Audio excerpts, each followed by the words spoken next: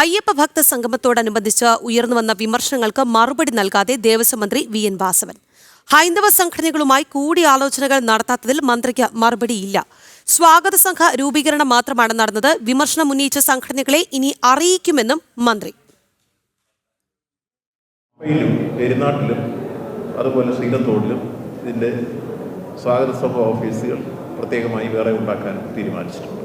നമുക്ക് നല്ല രൂപത്തിലുള്ള ഒരു സംഘാടക സമിതിയാണ് ഇപ്പോൾ രൂപം കൊടുത്തിട്ടുള്ളത്.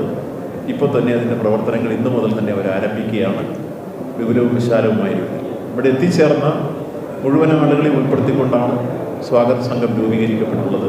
അങ്ങനെ പൊതുവിൽ നമ്മളിപ്പോൾ ഒരു 1001 അംഗങ്ങളുള്ള സംഘാടക സമിതിയാണ് നമ്മളിപ്പോൾ രൂപം കൊടുത്തിട്ടുള്ളത്.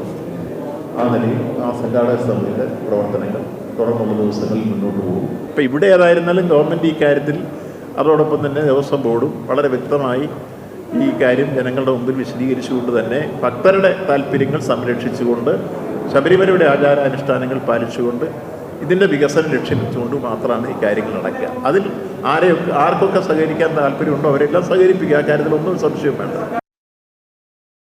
വാർത്തയുടെ വിവരങ്ങളുമായി മിഥുൻ മുരളി നമുക്കൊപ്പം ചേരുന്നുണ്ട്. മിഥുൻ, അയ്യപ്പ ഭക്ത സംഗമത്തിനുള്ള സ്വാഗത സംഘ രൂപീകരണമൊക്കെ നടന്നു കഴിഞ്ഞു. പക്ഷേ ഇത് ആർക്ക് വേണ്ടിയിട്ടാണ് ഇത്തരത്തിലൊരു പരിപാടി സംഘടിപ്പിക്കുന്നത് എന്ന് ചോദിച്ചാൽ മന്ത്രിക്ക് ഉത്തരമില്ല. ഇതിൽ ഹൈന്ദവ സംഘടനകൾക്ക് ക്ഷണമില്ല. അത്തരത്തിലുള്ള ഒരു കാര്യത്തിനും മന്ത്രി മറുപടി പറയാനും തയ്യാറല്ല എന്ന് തന്നെ വേണ്ടേ മനസ്സിലാക്കാൻ? മിഥുനിലേക്ക് നമ്മൾ പോവുകയാണ്. അയ്യപ്പ ഭക്ത സംഗമത്തോട് അനുബന്ധിച്ചുയർന്നു വന്ന നിരവധി വിമർശനങ്ങളുണ്ട്. ഈ വിമർശനങ്ങൾക്കൊന്നും തന്നെ ദേവസ്വം മന്ത്രി വി.എൻ. വാസവൻ മറുപടി നൽകാൻ തയ്യാറല്ല എന്നുള്ളതാണ്. ഹൈന്ദവ സംഘടനകളുമായി കൂടിയാലോചനകൾ നടത്താത്തതിൽ വിമർശനങ്ങൾ ഉയർന്നിരുന്നു. ഈ ചോദ്യത്തോട് പോലും മന്ത്രിക്ക് മറുപടി പറയാൻ ഉണ്ടായിരുന്നില്ല. സ്വാഗത സംഘ രൂപീകരണമൊക്കെ പൂർത്തിയായി. വിമർശനം ഉന്നയിച്ച സംഘടനകളെ ഇനി അറിയിക്കും എന്നൊക്കെയാണ് മന്ത്രി പറയുന്നത്. എങ്ങനെയാണ് മിഥുൻ മുരളിയാണ് നമുക്കൊപ്പം ചേർന്നത്. മിഥുൻ, വിശദാംശങ്ങൾ.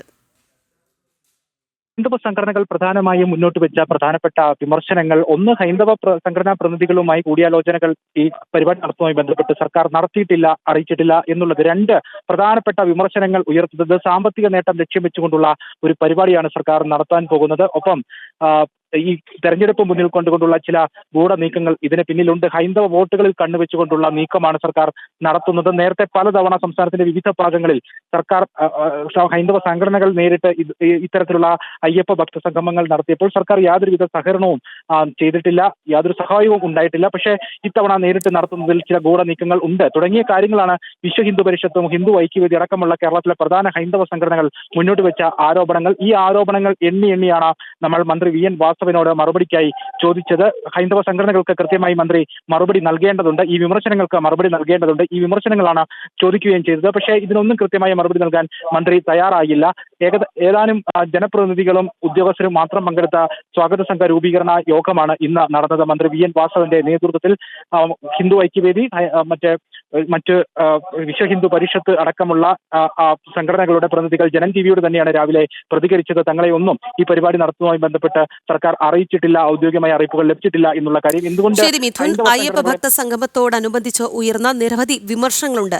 ആ വിമർശനങ്ങൾക്കൊന്നും തന്നെ ദേവസ്വം മന്ത്രി വി.എൻ. വാസവൻ മറുപടി നൽകാൻ തയ്യാറാകുന്നില്ല എന്നുള്ളതാണ്. ഇത്തരത്തിലൊരു പരിപാടി സംഘടിപ്പിക്കുമ്പോൾ ഹൈന്ദവ സംഘടനകളുമായി ചർച്ച നടത്തുന്നുണ്ടോ, അവരെ പങ്കെടുപ്പിക്കുന്നുണ്ടോ, അങ്ങനെ ഒരുപാട് സംശയങ്ങൾ ഉയർന്നിരുന്നു. ഇത്തരത്തിൽ കൂടിയാലോചനകൾ നടത്താത്തതിൽ മന്ത്രിക്ക് ഇപ്പോഴും മറുപടി ഇല്ല എന്നുള്ളതാണ്. മിഥുൻ മുരളിയാണ് വാർത്തയുടെ വിശദാംശങ്ങൾ നൽകിയത്.